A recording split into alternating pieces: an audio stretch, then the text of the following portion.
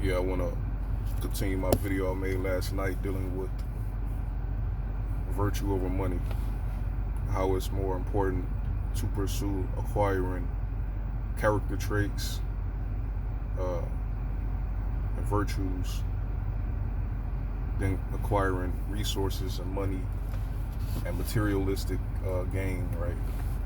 And today I want to talk about how even in the society we're living in, this is the United States, we're still judged by virtue before we could acquire resources in the corporate America. Even in, just getting a regular so-called job, even when dealing with social contacts and social people, they want to check your background. What is in your history? Are you a person who is prone to be disruptive? Are you a person with a history of stealing or deceiving or cheating? Are you a person who doesn't pay their bills?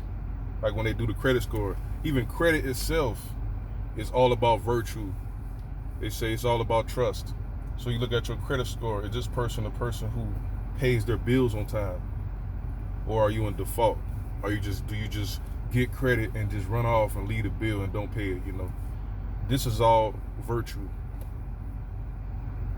Being trustworthy, being honest, having righteous dealings with your so-called creditors, and also dealings with other people in society.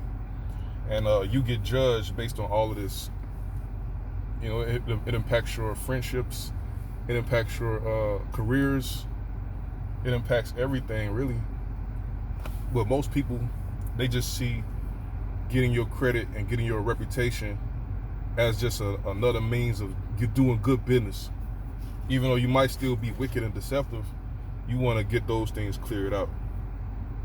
You want to get your credit cleared out. You want to get your reputation cleared out. But why not just focus solely on character, even on the streets? You get the respect and honor, then you get the money.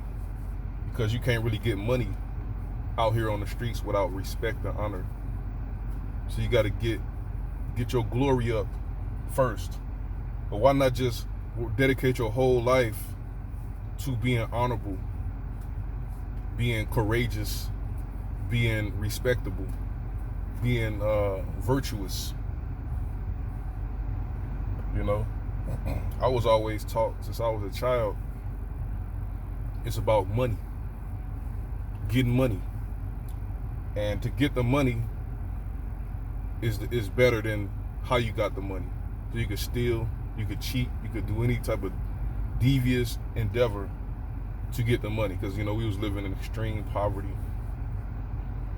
Our leaders, the so-called talented 10, led us, which is the black people, my generation. They led us into a burning house, integration, and just closed the door on us. They didn't try to get us out that. So a lot of people had to develop methods and means of survival. And they saw money as a way to get out of it and to survive momentarily.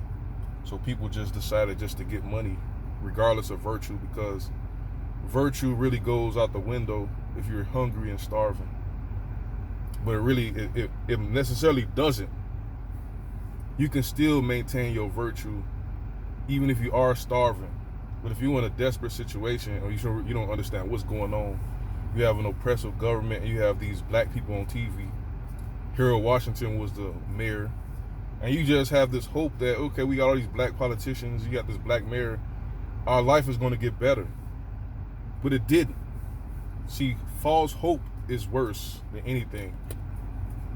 It's better to know what the truth is, and you'll be able to develop a strategy and a plan to getting yourself out of your situation, as opposed to hoping that this help is coming, the cavalry's coming. Like Biden talking about help is on its way. Obama talking about change is gonna come. Change is coming. Nothing happened. Don't wait on nobody. Don't wait on these politicians. We've been deceived for 40, 50 years. My whole generation has been sacrificed. We've been thrown into prisons. We've been murdered. We've been labeled criminals, felons, We've been totally excluded from society and prosperity. We've been replaced by immigrants from Africa, from wherever, China. And these so-called immigrants are not even contributing to the advancements of this country. It was just a total waste of time. The three most valuable mechanisms of 2020, 2021, which is the cell phone, which is the global positioning satellite, GPS, and which is, I would say, the smartphone, 4G, 5G, and which is the coronavirus vaccine, right? All three of those mechanisms were developed by Black American people. Watch this. The guy who developed the cell phone, his name was Jesse Russell. Hold on. Google tell me. Who is Jesse Russell? According to Wikipedia, Jesse Eugene Russell is an American inventor. He was trained as an electrical engineer at Tennessee State University and Stanford University, and worked in the field of wireless communication for over 20 years. Yeah, so that's a black man from America. The one who invented the GPS, her name was Dr. Gladys West. Watch this. Tell me about Dr. Gladys West. According to Google Books, Dr. Gladys B. West played an integral role in the development of the global positioning system while serving as a mathematician with Navy. Yeah, another black woman, right? And tell me about the one who developed the coronavirus. Name was Kizzmekia Corbett. Tell me about Dr. Kizzmekia Corbett. Sorry, I don't understand. Whatever. But yeah, now imagine if my whole generation, since the 1960s, 70s to now, weren't sacrificed. Now, the reason I support Donald Trump is because when he came to Chicago before he became a president, he said that a lot of untapped potential is lying dormant in the black community. And he was going to dismantle and destroy the school to prison pipeline. And he was going to give money to black people to invest in businesses with very low interest loans, right? The guy did all these things. Then he did the Opportunity Zone Act, in which I see a lot of new construction going on in the black community that I have never seen before due to the Donald Trump, right? Now, what's more terrifying to the so-called Democrats about Trump was he showed that the Democrats could have helped us a long time ago. This guy did more in 4 years than all the Democrats did in 60 years for the so-called black people. And the blacks who invested 60 years of their time in this Democrat party and who actually sacrificed their own people working for the Democrats to try to bring this paradise, this utopia, they are scared they're going to lose their whole investment, and the young generation is going to abandon the Democrats. You're going to throw your whole life was in for nothing. The black preachers, the black politicians, the whatever, the black boule, the black Greeks, all of those people have failed us, and they got us chasing money. But there's no excuse, because we have churches in Chicago and all over America. We have churches everywhere, and we have access to the scriptures, to the Bible, which teaches us about virtue and righteousness, heaven and hell, and a penalty for righteousness and a penalty for wickedness. And the love of money is the root of all evil. That's what they tell us in the scriptures. Yet we don't really apply these principles to our life due to desperation, due to artificially imposed desperation to get us to act in a certain way. Like a person manipulates your actions, they can manipulate your future. Like what Minister Farrakhan said, whoever prescribes prescribes or control the diameter of your thought controls the circumference of your action. So you got to be able to have your own independent thought process outside of what society's influencing us with. But virtue is the most important thing to I wouldn't say acquire, but improve. You should improve these qualities, even work ethic, practicing work ethic, practicing helping people, practicing being honest, practicing paying your bills on time, practicing sacrificing for something other than your own gratification. These things will greatly improve your character, and your character is all based on vices and virtues. You can have a bad character, you have a good character, and bad and good character is based on, really, I wouldn't even say it's based on that. Bad and good character is also in the eye of the beholder, because how in the black culture, also in America, people with bad character seem to get treated as though they have good character, and people with good character are treated as though they have bad character. They get criticized, they get ostracized and punished by the society and by their peers. So they discourage people for having good character, or they take advantage of people who have good character, taking your kindness for weakness. And that will actually encourage more people to have bad character. And they think having bad character is really having good character. They say you're supposed to deceive and steal and play a person. You're supposed to steal an election. You're supposed to scheme to get your way. You're supposed to win. They call this winning, but it's really not winning, right? The reason it's not winning, see, we come from an ancient culture, the greatest culture to ever live, right? And they had a philosophy. Ancient Egypt, not even just Egypt. We had a global culture. We had the Carthaginians, Egyptians, the Phoenicians, the Babylonians. We had an ancient culture. And the primary belief in the ancient culture was that we had a afterlife. We had a hereafter. And the hereafter was dependent upon your character on earth and your virtues. And the ancient Egyptians, they had a system called Maat, which had 42 feathers with 42 negative confessions, right? Let me read these negative confessions. It's very similar to the 10 Commandments, but they say when you are judged after you die, you have to be able to declare all of these confessions. Your soul got to be light as a feather in order for you to ascend to the next level. Otherwise, you'll be reincarnated back to earth. These 42 negative confessions, I'm going to read them. You can find them on the internet. Ancient.eu. Let me read these negative confessions, right? It says, I have not committed sin. I have not committed robbery with violence.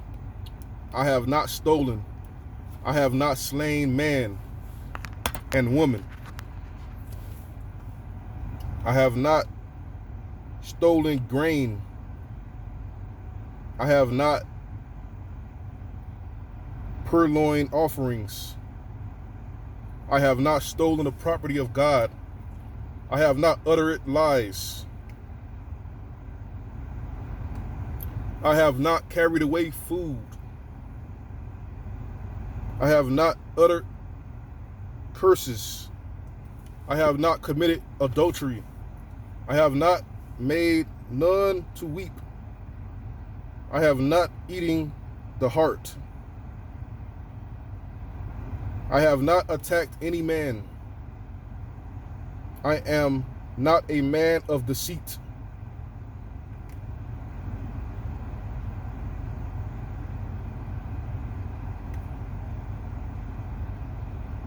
I have not stolen cultivated land.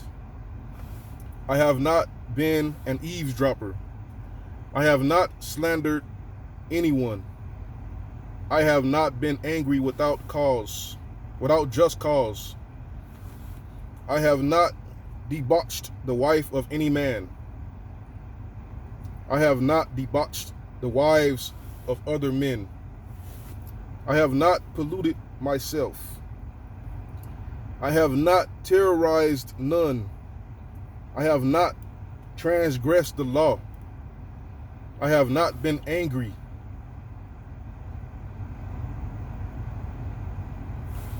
I have not shut my ears to the words of truth. I have not blasphemed. I am not a man of violence. I have not been a stirrer up of strife. I have not acted with undue haste. I have not pried into others' matters.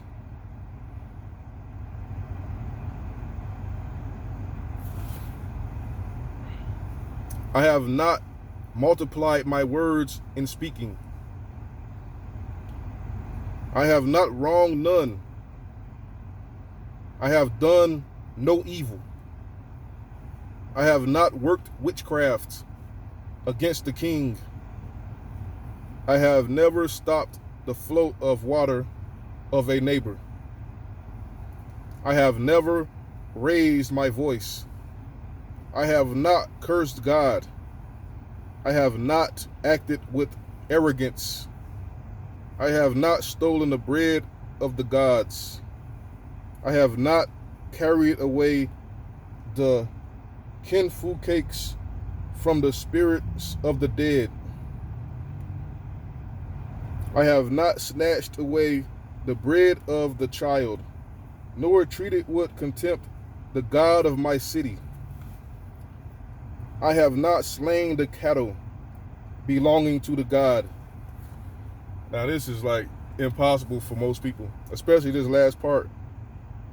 I have not carried away the kinfu cakes from the spirits of the dead. That's America right there.